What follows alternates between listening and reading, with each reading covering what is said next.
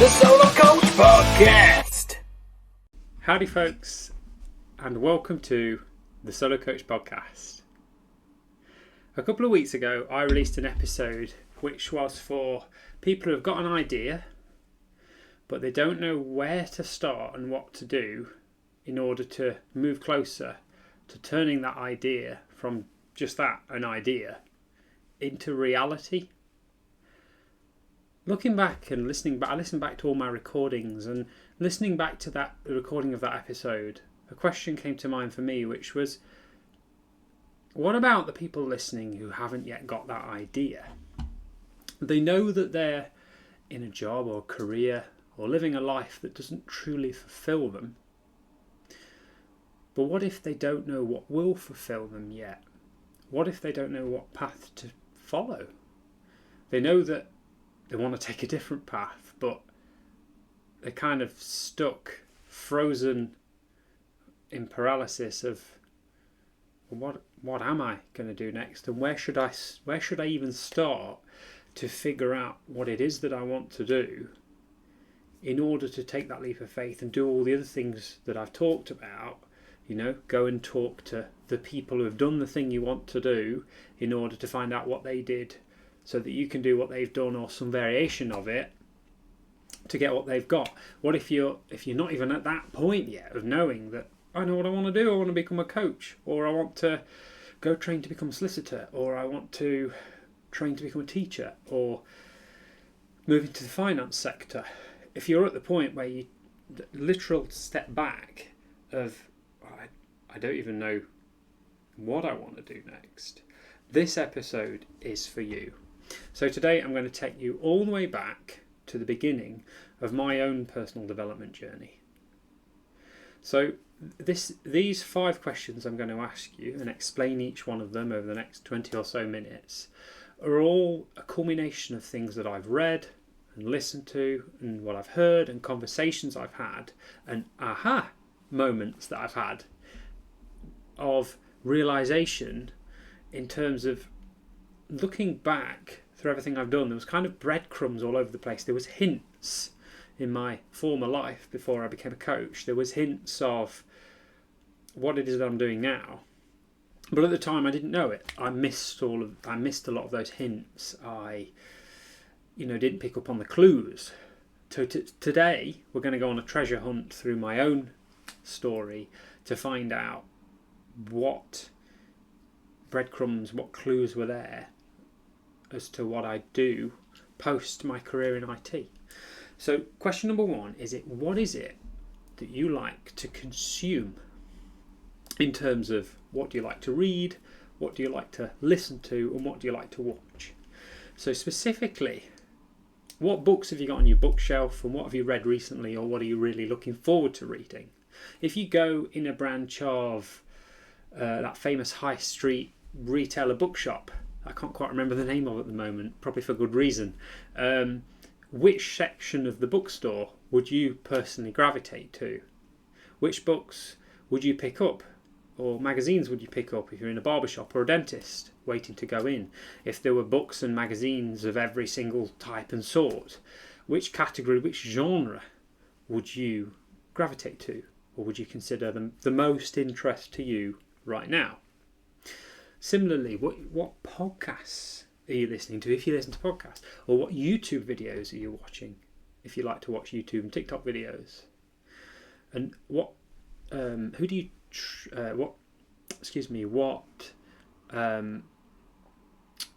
accounts do you follow on social media, such as Instagram, Facebook, LinkedIn?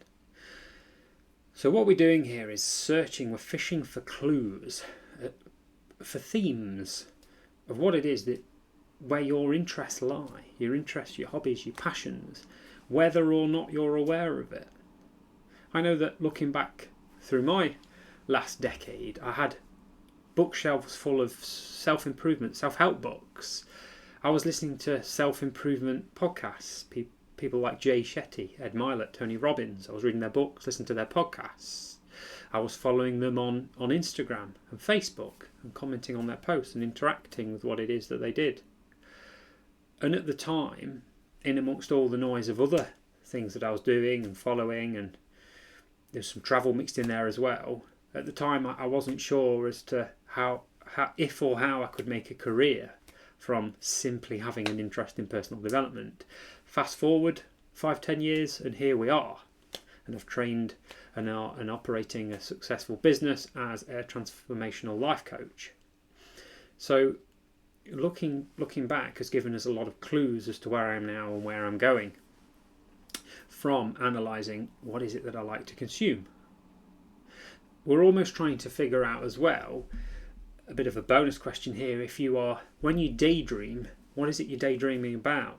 When you sit in that boring meeting at work, or you sit in commuting in traffic, or you're on the train going somewhere, going to work maybe, what is it that you like to daydream? Where is it you'd rather be?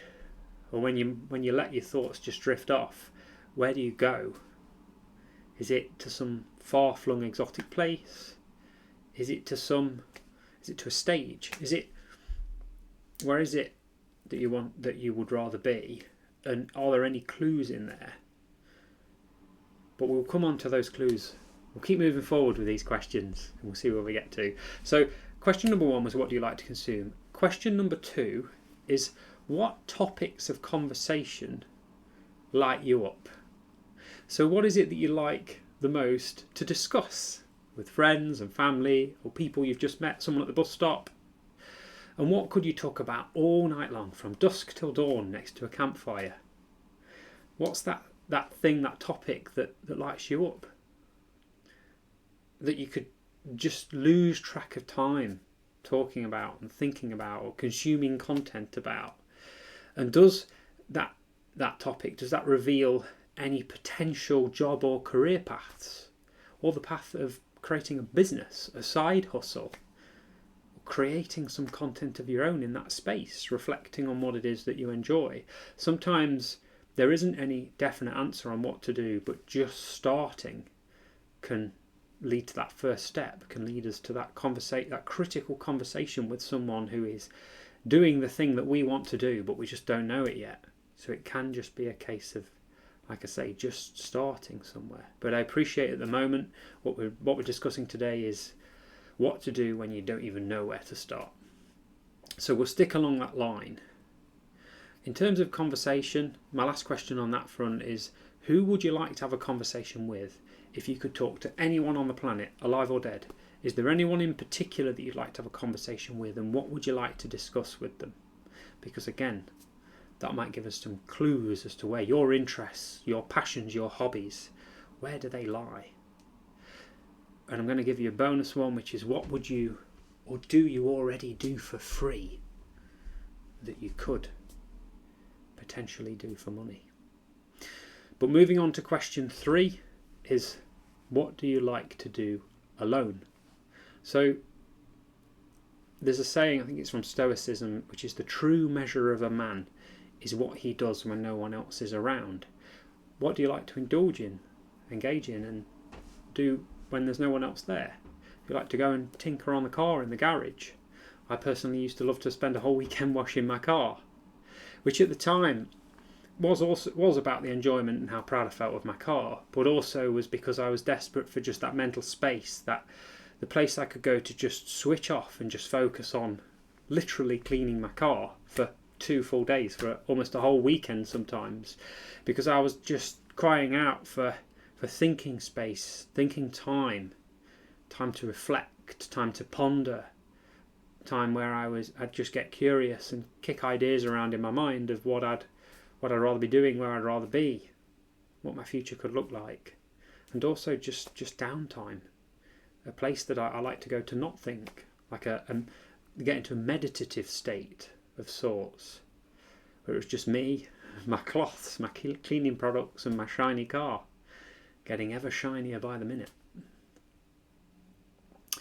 And I will say, just on a side note, if the thought of spending time on your own, if even the question of what do you like to do alone, if the answer conjures up some unpleasant feelings, I know what that's like. I've been there.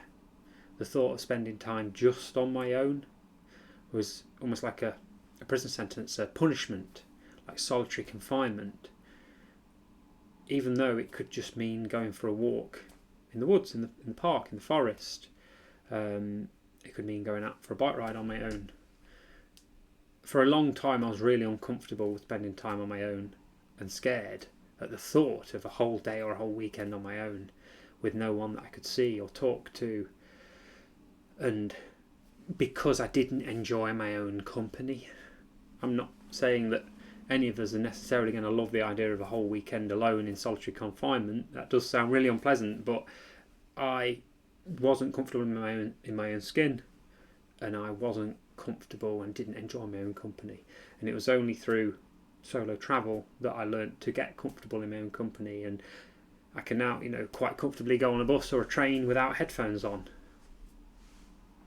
But I don't feel the need for music or distractions to constantly be there to quieten the voices in my head, the self-doubt, the self-criticism, the self-judgment, the anxiety that was there prior. So what I'd say, if it does conjure up some uncomfortable emotions, I really recommend speaking with a trained professional, whether that's a coach, a therapist, a counsellor, or someone else. Because it doesn't have to be like that, and it won't always be like that. It wasn't for me, and I don't believe that it will be for you either. And moving on, back to our 5 questions. So far we've had, what do you like to consume? What topics of conversation light you up? And what do you like to do alone? Question 4 is, who do you look up to? And what do you see in them? So for me, I know that I've looked up to a lot of the managers that I've had throughout my career in IT. I've looked up to them. Why have I looked up to them? Well, I've always enjoyed how they've listened to me and held space for me to vent and share my feelings. They've had my interests and my development at heart. They've got a natural skill of bringing the team together, helping people to find alignment and also see past their differences and achieve solutions together. And also they were really personable, approachable, friendly, fun people. And finally, absolutely fantastic public speakers, able to stand in front of a room, a team of people, or even a whole department, or even a whole company in some cases, and speak about what it is that they do, what the team's doing, what's happening next, where it's going, what they need people to do, and holding people to account to make sure that those things got done. Not threatening, but making their position clear and following through on the actions that they promised to follow. So these leaders essentially were what I look up to them for. A lot of those characteristics are the characteristics of a coach, which is what I'm doing now and what I'm becoming more experienced at as each day goes on. And I didn't realise that at the time, but looking back it makes complete sense. So who are those people you look up to? It might be figures of authority, it might be people that you admire in the public light, or people throughout history. I'd say, who do you look up to and why do you look up to them? And what do you see in them? Because here's the kicker. Very often, what we look up to the most in other people, what we respect the most in other people, what we envy in other people, we often have within. We just don't realise it yet.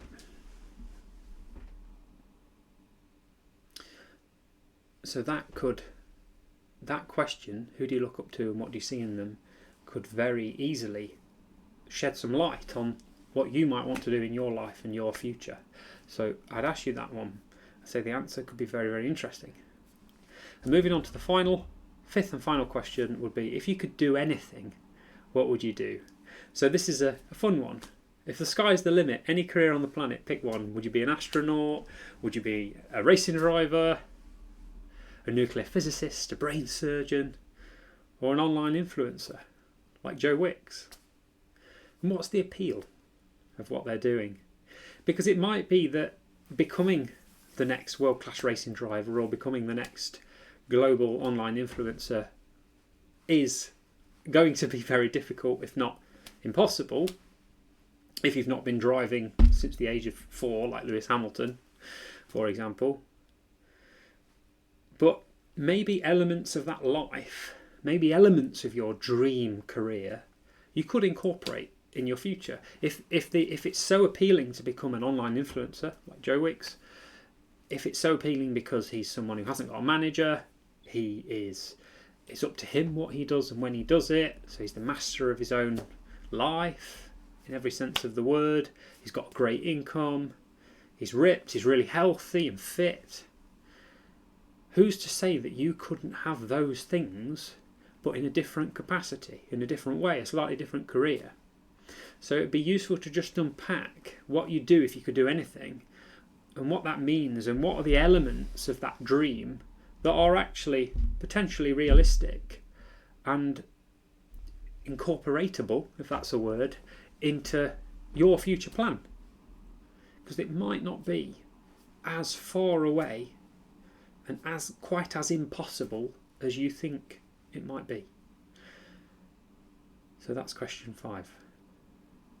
And I'm going to give you a bonus question 6, which is, if you're feeling stuck, you don't know where to start, you haven't even got an idea yet, you just know that you're stuck in a rut and want to get out of that rut ASAP, who could you reach out to support from? Well, in a word, hire a coach. It doesn't have to be me.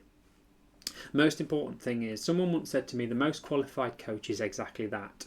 And that was a coaching training provider who said that, ironically. The most qualified coach is exactly that. The best coach for you is someone who you have chemistry with, who you get on with, who you want to have conversations with, who's going to challenge you and hold you to account, but it's also going to fire you up and enthuse you and motivate you to move forward and energise you. Someone who you could imagine having a conversation with and the time flying by. Someone who, as soon as you meet them, whether it's virtually or in person, the light bulbs in your mind start to light up. You can start to feel the possibilities starting to appear. The momentum starts to build and you get that good feeling in your stomach.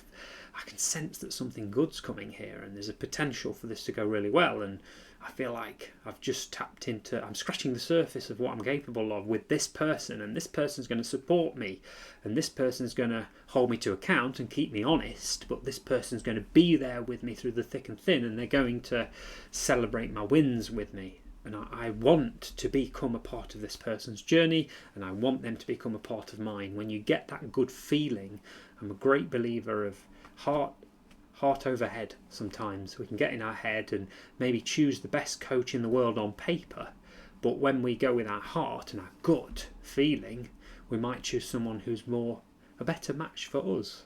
They might not be Tony Robbins level of experienced and have a multi-billion-pound industry with their name on, company I should say, not industry, but they might be right for you right now.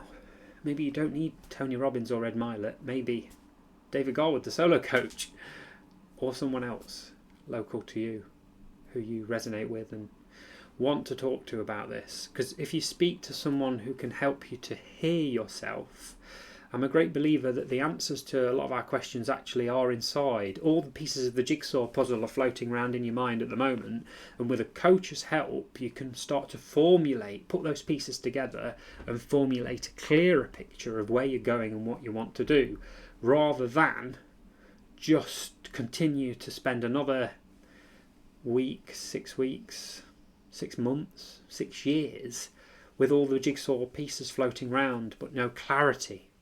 You know, further forward. The world has moved on. Other people are following their dreams and their passions and their hobbies, but you still stood still pondering what it might be like to be on a different path. But in actuality, nothing has changed. And the reasons for doing it are still there. The reasons for not doing it are still there. They're not going to go away. The perfect time that you're waiting for, when all your ducks are in a row, all your T's are crossed and all your I's are dotted, isn't going to happen. But now is as good a time as ever. And it might be that the time isn't now, the time is indeed in 6 months' time. That's the right time to start. But if you start working with a coach now, as I did, you can start putting the foundations in place and start getting clear and figuring out what you do want to do and what you don't want to do before you do it. I've been working with a client for 6 months who came to me because he wants to leave his job. He wants a career change. And 6 months later, we've been working together and he's still in that same job. And that's not because the coaching has failed. On the contrary, within that job, he's tried multiple different approaches. He's had some great conversations with managers. He's shifted his responsibilities and duties around. He's moved to a 4-day week. He's changing and trying lots of different approaches so that when he's ready to quit, he can quit without any regrets because he's tried everything that he wanted to try. He's completed it. He's finished it and found out in the way that he needs to. He doesn't need to be told, well, if you want to quit, why don't you just quit tomorrow? Just put your notice in. What are you messing about at? He doesn't need that. What he wants and what he gets from me is someone to discuss ideas with, to brainstorm, what have we tried, what's worked well, what have we found out, what do we want to try next? And eventually, the plan is still that he wants to leave his career. But he's not there yet. And that's fine. And actually, his approach is unique to him. And he's doing it the way he wants to do it. And that's the right way. Because it's what he wants and it's what feels right to him. And as a coach, the client leads. We don't tell them what to do. We don't try and take control over the outcome. On the contrary, we support the client, we empower them, and we sit with them as the weeks go by so that they're able to take actions that they feel right for them, get clear, follow those actions, and keep evaluating. Where are we now? Where do we want to be? How can we get there? And where we eventually want to be isn't actually where we want to be right now. We've got a few more things to try and a few more things to do before we get to that eventual end point. And ironically, the ending of this journey will be the beginning of another. So, to summarise, if you're summarise this bonus question of who could you reach out to for support from. If you're looking to escape the repeating patterns of thought, that Groundhog Day effect of going round and round in circles and getting stuck and hung up and in your head and frozen with fear of, all these things could go wrong, so maybe the devil you know is better than the devil you don't know. Maybe the grass is greener where I am and not over there, and you talk yourself into something and back out of it on a daily or even an hourly basis. I'm going to do it. I want to do it. I'm going to do it. Maybe I shouldn't do it. Maybe I should stay here. And so on and so forth. By working with a coach, you can find out exactly what it is that's standing in the way of who you are now and who you want to be tomorrow or at some future date. You can find out who you are meant to be and start to make a plan and make progress and start working towards becoming who it is that you want to be and start creating so that you can start living that life that you feel you deserve, you're ready for, and without holding back. As I believe we're all destined, you and me alike, we're destined to do something great and destined to make a difference in the world and to not just go through the motions every day and live on autopilot. I believe there's more, and I feel called to support and empower other people who also believe that there's more from this life. There's more to be done and achieved and experienced before our clock stops ticking and we live our last day and we don't wake up again for one more day. So I'll leave it there today. Thank you for listening. I hope you've enjoyed 5 questions with 1 bonus question, and I'll see you again for a further future instalment of the Solo Coach podcast. I've been David Garwood. Thank you for listening.